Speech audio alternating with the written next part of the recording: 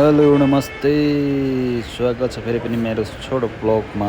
यो चाहिँ हाम्रो लिगा शिखरको चाहिँ बिछुनी कामालाको मन्दिरमा जाने बाटो रहेको छ भने यो चाहिँ चौबरदेखि उकालो यसो जानुपर्छ। अनि त्यहाँ गइसकेपछि यस्तो खालको मन्दिरहरू दर्शन गर्नु पाउँछ तपाईँहरूले। चाहिँ यहाँ पहिले बिछुनी कामालाले चाहिँ यहाँ तपस्या गरेर चाहिँ अलोकेतेश्वरको चाहिँ तपस्या गरेर उहाँले चाहिँ सिद्धि प्राप्त गरेको ठाउँ भनेर पनि चिनिन्छ। यहाँ चाहिँ एकदमै सुन्दर छ।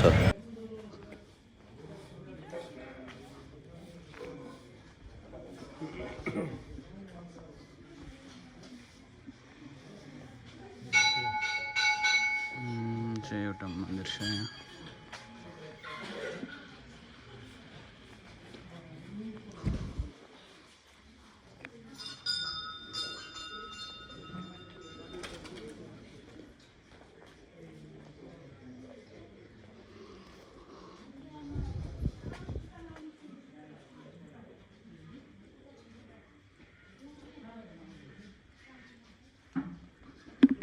भित्र चाहिँ बुद्धको मूर्तिहरू छ। यहाँ बिछुनी कमलाले चाहिँ ध्यान गर्नुभएको ठाउँ, साधना गर्नुभएको ठाउँ चाहिँ यहाँ है।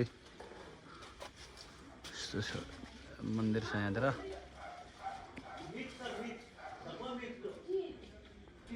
ठुलो मन्दिर छ अनि भित्तामा चाहिँ यहाँ थालाहरू यसरी टालेको रहेछ।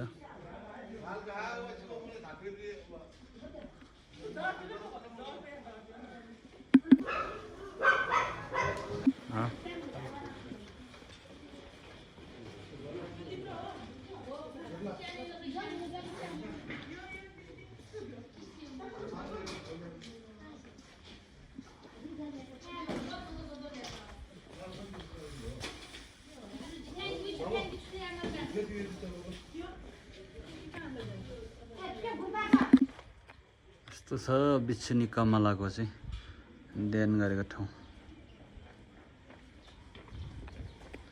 मन्दिर यहाँ छ। बिछुनी कमलाले ध्यान गरेको ठाउँ हो यहाँ चाहिँ। यस्तो रहेछ। यस्तो छ भित्र जाने प्रवेश गर्ने ठाउँ चाहिँ यस्तो रहेछ मन्दिर।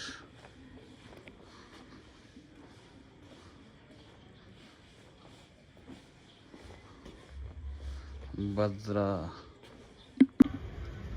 यो चाहिँ चौबर ढानामा रहेको छ। यस्तो खालको चाहिँ गार्डनहरू बनाएको छ यहाँ चाहिँ।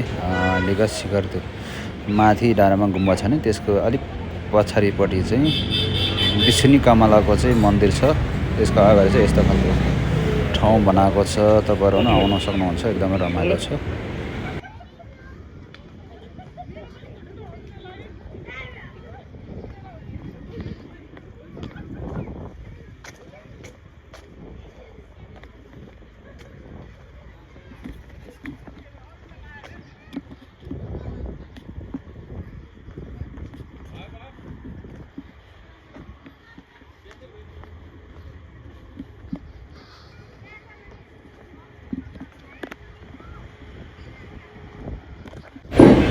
यसरी घुमिसकेपछि चाहिँ चौबर आएर चाहिँ माछाहरूलाई दाना खुवाउँदै यसरी घुम्दै चाहिँ यस्तो भिडियो खिचेको थियो। हजुरहरूलाई कस्तो लाग्यो प्रतिक्रिया जनाउनु होला भन्दै मेरो छोटो भिडियो यहीँ राख्न चाहन्छु। धन्यवाद।